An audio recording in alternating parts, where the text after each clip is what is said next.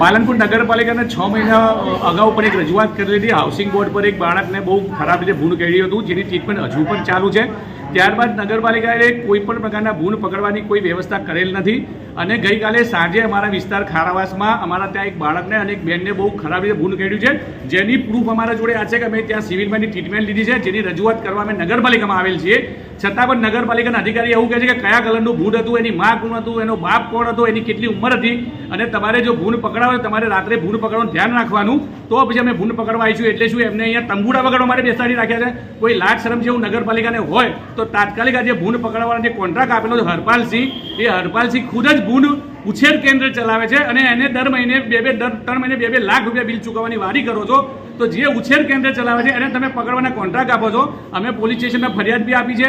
જો નગરપાલિકા આની પર તાત્કાલિક એક્શન લઈ લે અને પોલીસ જો આ કોન્ટ્રાક્ટ ઉપર ફરિયાદ દાખલ નહીં કરે તો અમારે નગરપાલિકાની સામે ધરણા અથવા આત્મવિલોપન કરવાની ફરજ પડશે, જેની જાહેર નોંધ જનતાએ લેવી. ભૂંડ ઉછેર કેન્દ્ર કઈ જગ્યાએ ચાલે છે?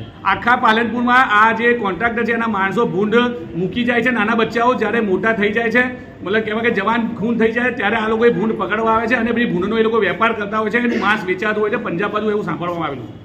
નામ સિંધી મોહમ્મદ હુસૈન ગુલામ મોહમ્મદ, હું રહેવાસી ખારાવાસ પટનીવાસ કાઉન્સમાં ગુંદિયાવાસ. અમારા વિસ્તારની અંદર 2 જણને સમજો કે ભૂંડ ગળ્યા હતા, અને એની ટ્રીટમેન્ટ અમે નગર સિવિલમાં લઈ અને પછી નગરપાલિકામાં એની રજૂઆત કરવા આવ્યા. તેઓના કર્મચારી એમ કહે છે કે પ્રૂફ લાવો. આ જે ટ્રીટમેન્ટ લીધી એ પ્રૂફ નથી, એ અમને જવાબ આપે. હવે એ એમ કહે છે કે જો તમે કોઈને કહીડે કાં તો એ મરી જાય તો ઉપાડીને એની લાશ લાવો. હવે પછી જે પકડવાવાળો આવે છે ત્યાં જે ભૂંડ મૂકી જાય છે એમની અમે રજૂઆત કરી કે ભાઈ જે પકડવા આવે છે રાતના ભૂંડ ત્યાં છોડી જાય છે, તો કે એનું પ્રૂફ લાવો. કાં તો અમે પ્રૂફ કેવું લાવું? તો કે એને ગાડીના કાચ ફોડી નાખો, કાચ ફોડીને તમે અહીંયા લાવો. એટલે કાયદો અમને હાથમાં લેવાનો એ અમને શીખવાડે છે. એક કર્મચારી, શું નામ છે કર્મચારીનું? એ કર્મચારીનું નામ શું હતું? શૈલેષભાઈ ચૌધરી. એ એસઆઈ છે. એ એસઆઈ તરીકે આવી રીતે અમને જવાબ આપે છે. આ કોઈ જવાબ કહેવાય નગરપાલિકાનો?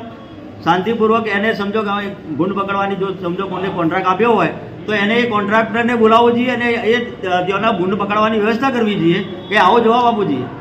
તાત્કાલિક ધોરણે એ કર્મચારી ઉપર બી સમજો પગલાં લેવા જોઈએ અને એને જવાબ આપવો પડે છે અમને.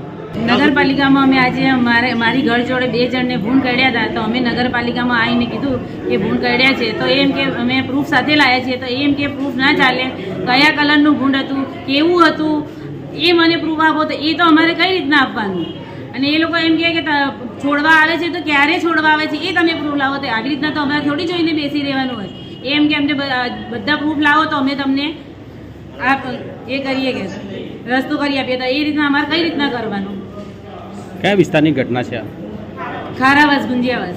પઠાણ જૈદ ખાન ઇરશાદ ખાન છે. હું ખારાવાસ પાલનપુર બનાસકાંઠામાં રહું છું. હું રાતના દુકાન ઉપર સામાન લેવા ગયો તો અચાનકથી ભૂંડડાએ બટકું ભરી લીધું. પછી તાત્કાલિક મેં સિવિલમાં આવી ટ્રીટમેન્ટ કરાવી, પછી એક ઇન્જેક્શન ને બધું લીધું, ગોળી લીધી, પછી આવ્યો હું ઘેર. આજે નગરપાલિકા શા માટે આવ્યા છો તમે? આજે નગરપાલિકા માટે એટલા માટે આવ્યા છે કે ભૂંડનો નિકાલ કરો અને ભૂંડને જે ઉછેર કરે છે એમને કહો કે આવીને લઈ જાય.